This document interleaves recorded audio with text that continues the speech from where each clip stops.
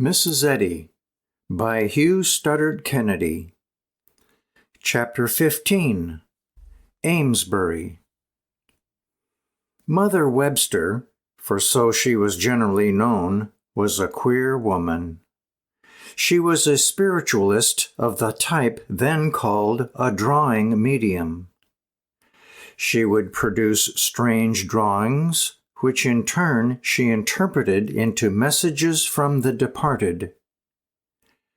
Captain Nathaniel Webster, her husband, was a retired sea captain, who held a good position in Manchester as superintendent of a cotton mill, and visited Amesbury only about twice a month, coming up on a Sunday just for the day. As a consequence, Mother Webster was left a good deal alone, and partly to relieve the loneliness of her life, and partly out of the generosity of her heart, opened her house to almost anyone in need, but especially to anyone interested in spiritualism, or what she would regard as kindred spirits. When Mary told her, as she seems to have done the first evening, that she was interested in something far in advance of spiritualism, that was more than enough for Mother Webster. A vivid picture of the woman herself and of her strange household is afforded in an account written for McClure's magazine some 40 years later by her granddaughter, a Mrs. Mary Ellis Bartlett. According to her, there was apparently no limit to Mother Webster's charity. Invalids, cripples, and other unfortunate persons, the account runs, were made welcome, and my grandmother took care of them when they were ill, and lodged and boarded them free of charge. In such circumstances, the guests could hardly refuse to take part in the spiritistic séances, which were evidently among Mother Webster's happiest relaxations. She had a room specially fitted up for the purpose in the rear of the front parlor.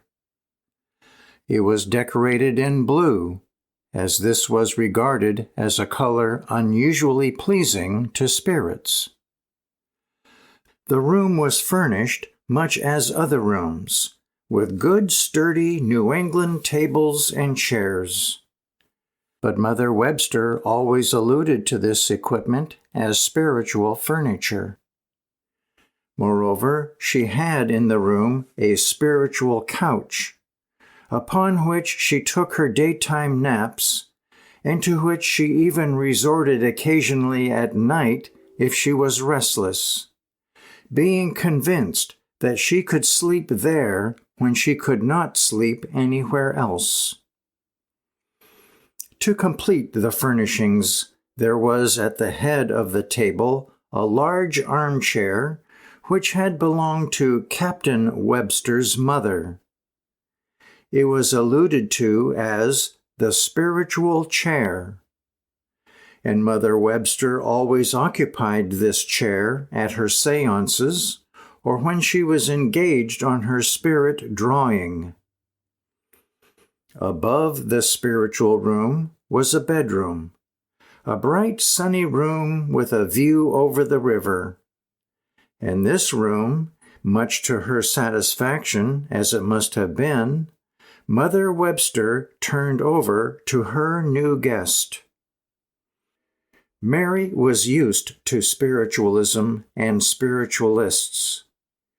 Later in life, she used to say that in those days she found them more ready to listen to her than were most people, and in many cases quick to abandon their views in favor of what she had to give them.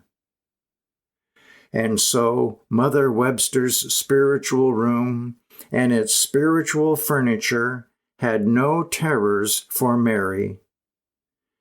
She was far too grateful for Mrs. Webster's kindness, and it was not long before the two women became close friends. Mrs. Bartlett declares that Mrs. Patterson attended many of her grandmother's seances in the spiritual room, and it is more than likely that she did. Spiritistic seances in those days were like silver in the days of Solomon, nothing accounted of. It is, however, significant that as the winter wears on, Mary is found established in the spiritual room, using it as her study, seated in Mother Webster's spiritual chair, with the spiritual table strewn with her papers and books. The exact significance of this recorded fact may not be clear, but it seems reasonable to suppose that in securing the use of the spiritual room with its equipment for her study, Mary had at least persuaded Mother Webster that the room could thus be used without impairing in any way its spiritual value. Mother Webster, moreover, was much interested in Mary's writing. She seems to have grasped little of what it was about, but that it impressed her is shown by the fact that she dwelt in wonder to her granddaughter on how Mrs. Patterson, after she had written for hours, would gather up all the pages she had filled with writing and tear them up, because she could not make them read as she wished. Of the other guests in the house at the time Mary was there is no record, save in the case of two, a Mrs. Richardson and a young man destined later on to figure prominently in her story, named Richard Kennedy. Kennedy was a bright, energetic lad. He was no more, who, left alone in the world, had at the age of 18 established himself in a little box business which already employed several extra hands. From the first, he was tremendously interested in what Mrs. Patterson had to teach, and was eager to learn as much as he could about it. The same was probably true in a measure of many of the guests who came and went. Mrs. Bartlett does not mention it, but it seems likely that some of them were helped and even healed by Mary. For at the turn of the year, it began to be whispered about in the little town that in Mother Webster's house was a woman who worked miracles. Such stories would lose nothing in the telling.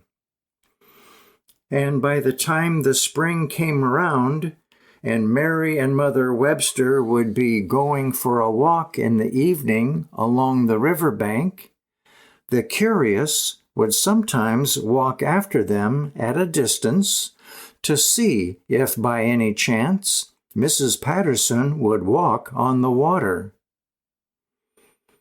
Mary shrank from such notoriety, and was apparently beginning to wonder whether she ought not to move again, when the matter was suddenly settled for her in a way which must have made her feel that she had surely reached the depths of humiliation. It appears that almost from the first, when Captain Webster returned home on his bi-monthly visits, he had objected to Mary's presence. Whether he resented the assurance implied in her occupancy of the spiritual room and his wife's spiritual chair, or thought she had too much influence over her, in any case, according to Mrs. Bartlett, he insisted to his wife that Mrs. Patterson should not be allowed to remain.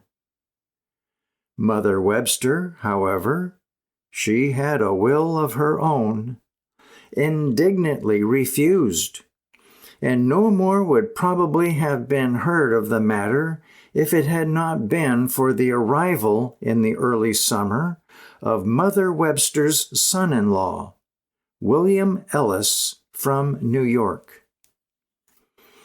William Ellis, to judge from his photograph, was a man of determination. Even in moments of relaxation, the photographer has discovered him seated at a desk clad in a flowered dressing gown and shod with embroidered slippers. His straight mouth, flanked by side whiskers, is firm and set of purpose. His wife had died a few years previously, leaving him with 3 young children, and it had been his custom to have the children spend the summer in Amesbury with their grandparents. It was a satisfactory arrangement for him in every way, but he strongly objected to Mother Webster's penchant for hospitality, and trading, no doubt, on her desire to have her grandchildren with her through the summer, he insisted on the departure of all his mother-in-law's guests, or such of them, at any rate, as he did not approve of, before the children arrived. His daughter, Mrs. Bartlett, one of the children, has left a vigorous picture of her father's method of procedure.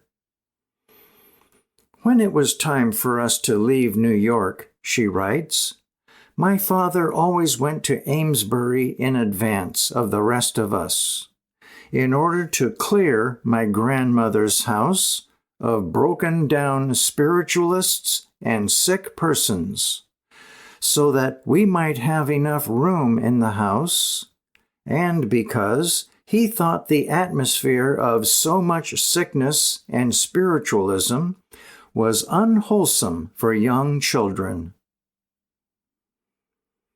On Saturday evening, early in June 1868, William Ellis arrived in Amesbury on his annual visitation. Mrs. Bartlett does not mention his attitude towards any of the other guests, but in regard to Mary Patterson, he was decisive from the first moment. She would have to go, and at once.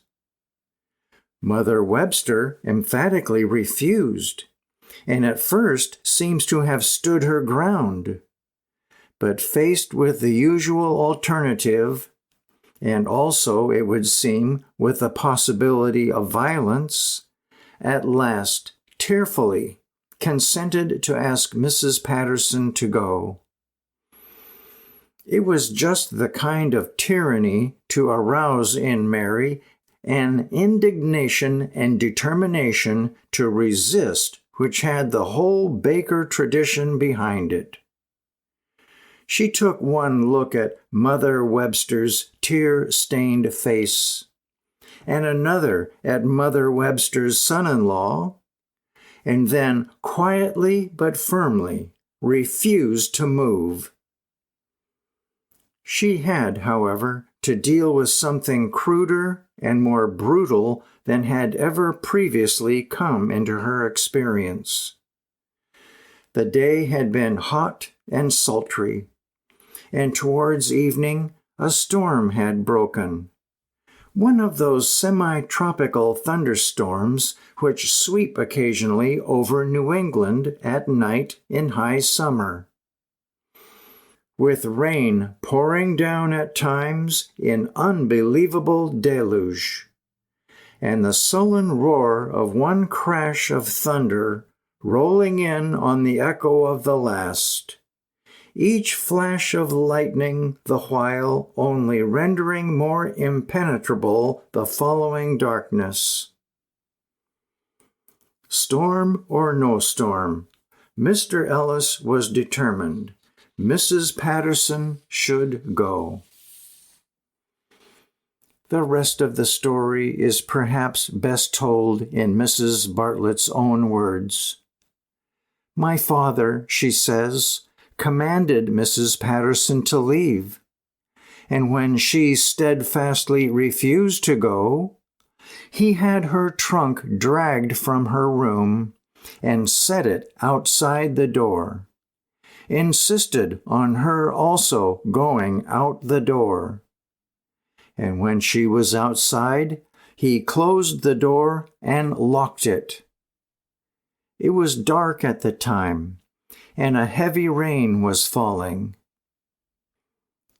Very fortunately, the front door of the house was protected by a small entrance porch, and there, on the narrow stoop, Mary sat down and waited, not knowing what to do or where to go. It is easy, and perhaps not altogether idle, to speculate as to the thoughts that passed through her mind as she sat there listening to the echoing peals of thunder and the swirl of the rain as it swept by. One thought almost surely would have been there: the recollections of Abigail's offer. "We will build a house for you next to our own and settle an income upon you. We can be together very much, and you can pursue your writing. There is only one thing I ask of you, Mary." Mary knew Abigail well enough to know that the offer was still open. The harder the battle, the more frequent the apparent defeats, the more would Abigail love to win in the end. But the one thing that Abigail asked was the one thing that Mary would never give. And so, if the thought ever came at all, it only came to be dismissed. How long she waited there is not known, but after a time she heard the door being unlocked, and next moment she saw Richard Kennedy and Mrs. Richardson standing in the doorway. As the door was shut and locked behind them, Mrs. Richardson told Mary that she and Dick had decided that if she, Mary, was to be turned out, they would go too, that she knew a kindly woman living nearby, one Sarah Bagley, who would certainly take them in for the night, and possibly they could make arrangements to stay there permanently. Dick would carry their baggage over, and they might as well go at once. After waiting, no doubt, for a lull in the storm, Mary and her friends set out, and a few minutes later were drying themselves around the hospitable fire of Sarah Bagley's kitchen, telling their story and finding a full measure of that kindness and compassion which Mrs. Richardson had anticipated. One door had closed, but another had opened. Next day, Mrs. Richardson and Richard Kennedy seemed to have gone elsewhere, but Mary arranged to stay. Sarah Bagley had evidently heard all about her, if she did not know her personally, and the agreement reached between them was that in addition to a small sum which Mary would pay for board, she should teach Miss Bagley what she could of the doctrine she was evolving. In Miss Bagley, Mary found a woman much more in her own tradition than any she had associated with at all intimately for some time. A spinster living alone, She was the last survivor of a well-known New England family. Her father, Squire Bagley, was a man of much the same type as Squire Baker or Squire Pierce. His journal, which is one of the literary landmarks of New England, is a delightful haphazard mosaic of great names, shrewd comment, humorous aphorisms, and household expenses. The Bagleys had once been very well off, but the Civil War and changing times had reduced the family fortune, until Sarah, the sole survivor, was left with the old house on Merrimack Street and little besides. She supplemented that little by working as a dressmaker and managed somehow. Old Squire Bagley had been a Universalist, and so was Sarah. But of late years, she, like many others, had turned to spiritualism.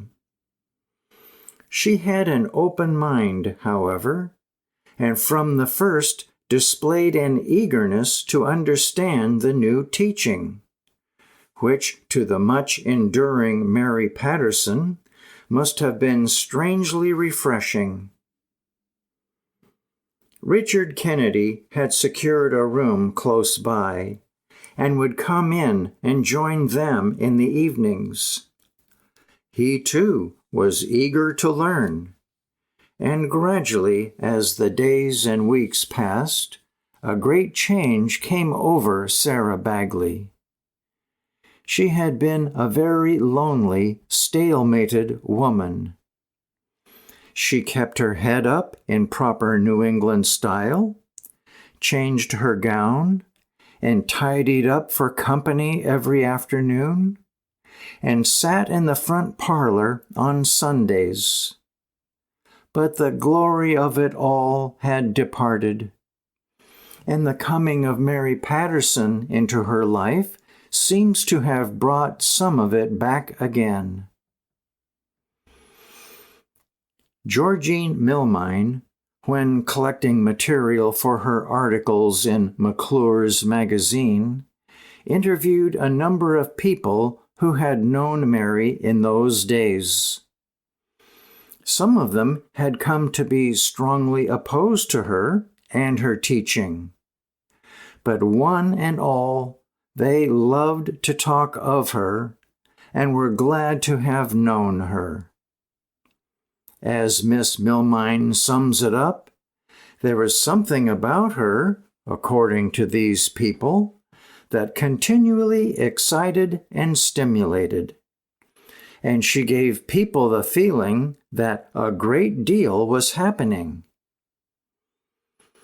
In a household like that of Sarah Bagley's, where nothing ever happened, this must indeed have been as a wind from the south. To Mary it would all have an unaccustomed sweetness, for the small circle in which Sarah moved was very different to the strange medley which surrounded Mother Webster. Whittier was one of her closest friends.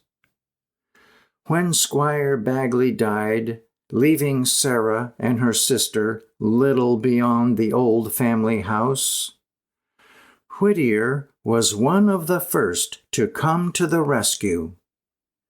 And when Sarah, in order to eke out their income, sought to teach school, Whittier did all he could to help her, and was one of her committee men.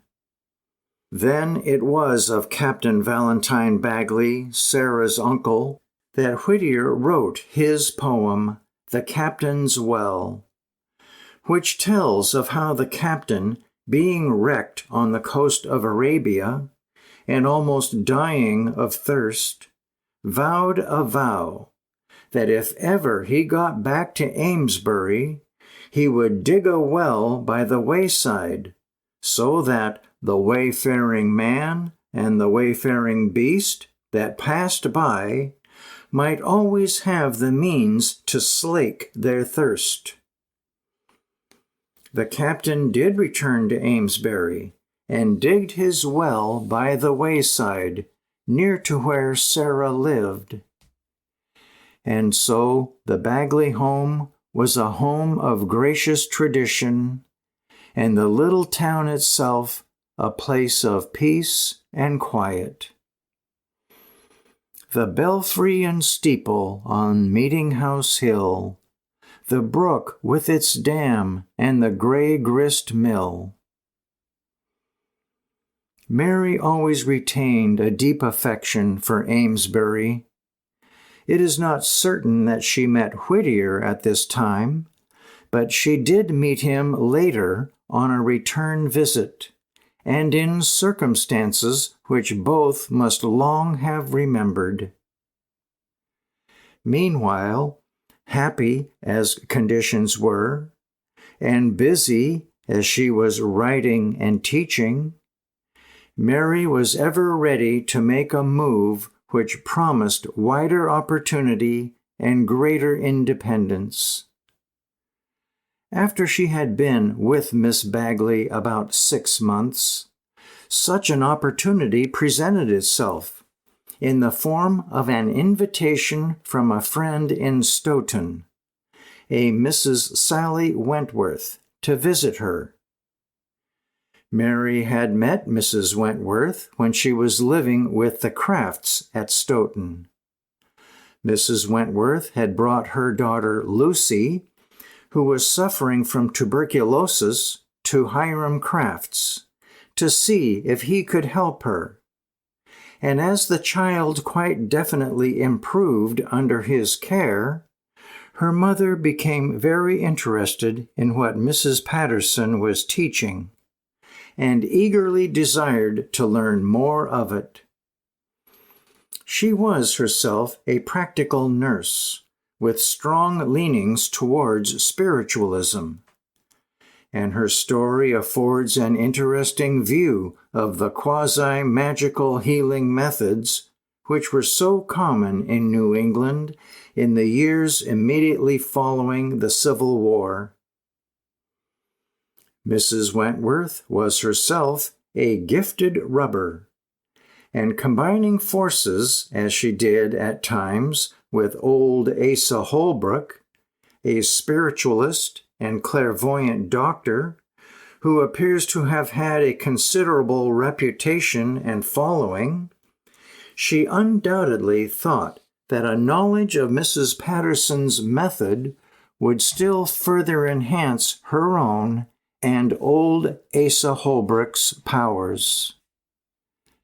And so Mary came back to Stoughton. Her arrangement with Mrs. Wentworth, as it was finally worked out, was that Mrs. Wentworth was to pay $300 for a complete course of instruction, but that this payment was to be received not in cash, but in board and lodging over a considerable time. At first, the arrangement seems to have worked out very well for all concerned. The daughter, Lucy, now apparently fully restored to health, became devoted to Mary, as did her older brother, Charles. They were 15 and 17, respectively.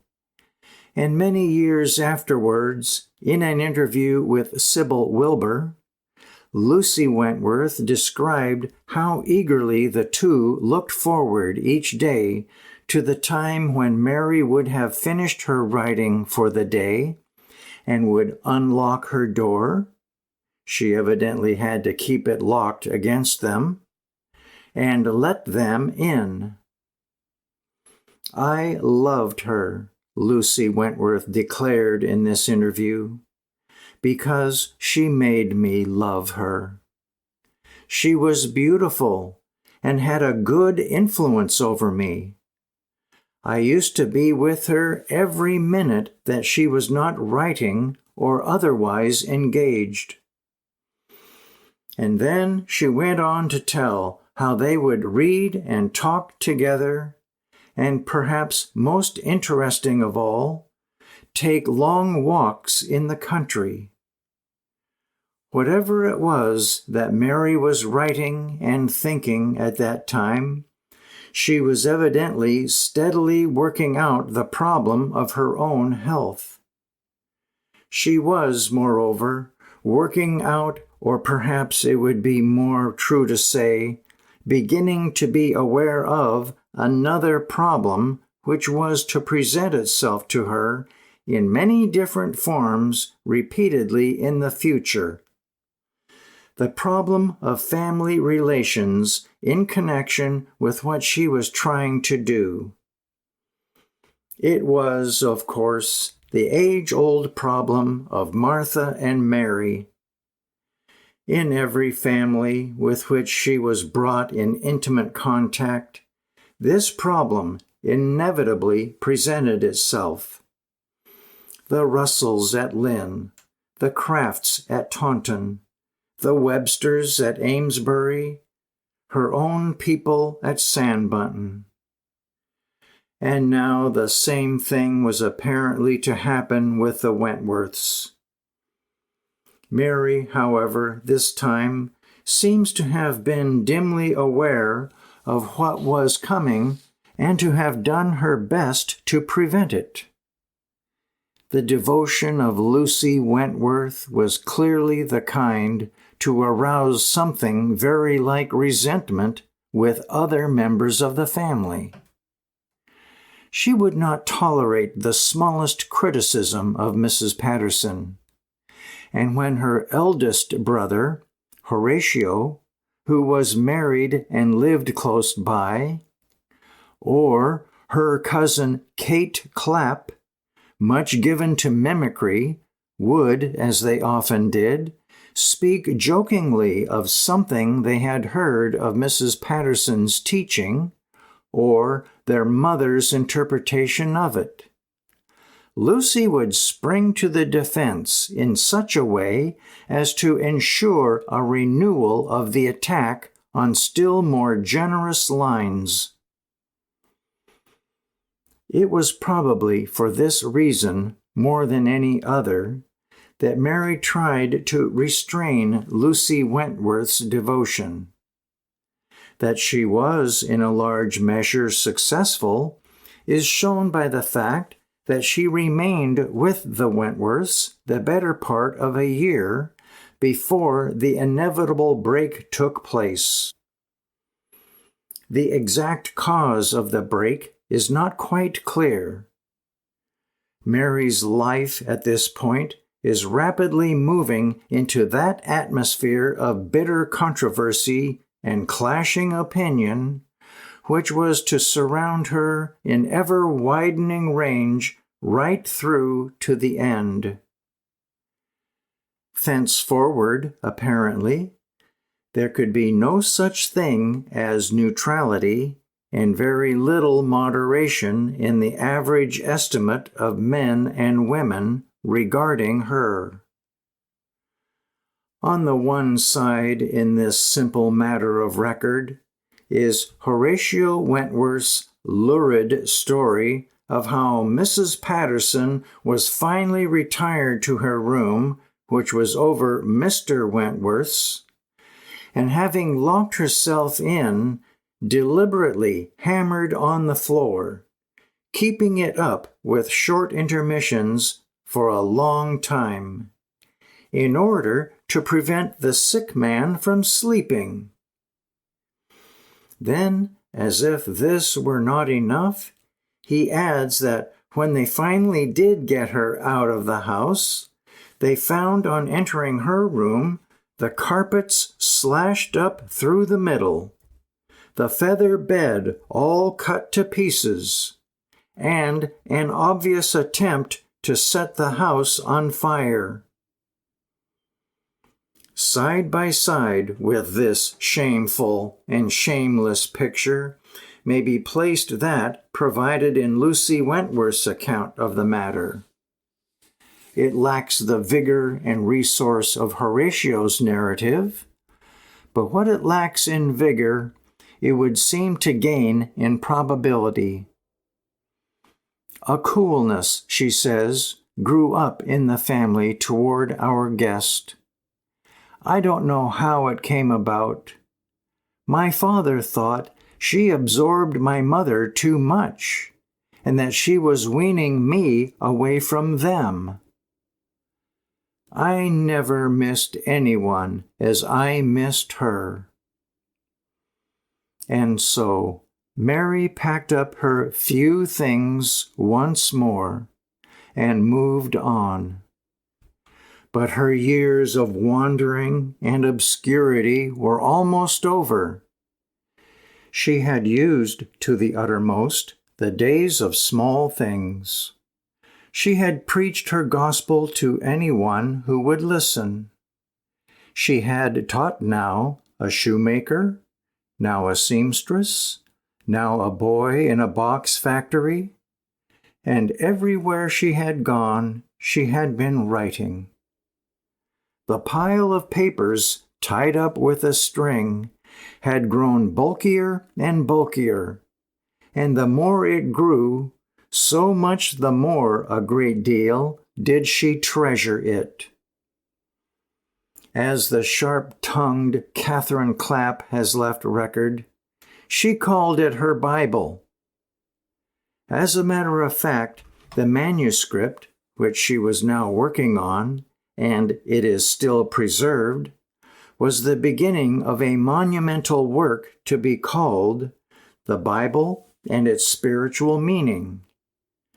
For the Bible-minded Mary Baker must now reconcile what she saw, or thought she saw, in Quimbyism with what she had always accepted as eternally sacred.